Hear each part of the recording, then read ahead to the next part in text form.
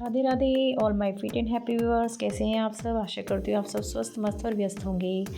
मेरी वीडियो को like share subscribe ज़रूर कीजिए, शेयर ज़रूर कीजिए ताकि औरों को भी इसका मोटिवेशन मिल सके।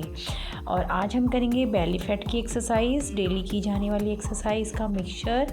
और आपको ये डेली बेसिस पे करने हैं, धीरे धीरे करने हैं, बढ़ाने हैं। 10, 20, 30, 40 आप इन्हें 100 तक कर सकते हैं, तो आपको बहुत ही अच्छा रिज़ल्ट मिलने वाला है। पहले मैं भी काफ़ी हेल्दी थी, अब देखिए धीरे धीरे बॉडी में ट्रांसफॉर्मेशन होती जा रही है डेली एक्सरसाइज से।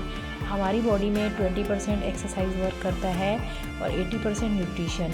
हमें अपने न्यूट्रिशन को फुलफ़िल करना है। हमें vitamin D, vitamin C, calcium, iron सब भरपूर मात्रा में लेना है, कार्बोहाइड्रेट्स और सभी।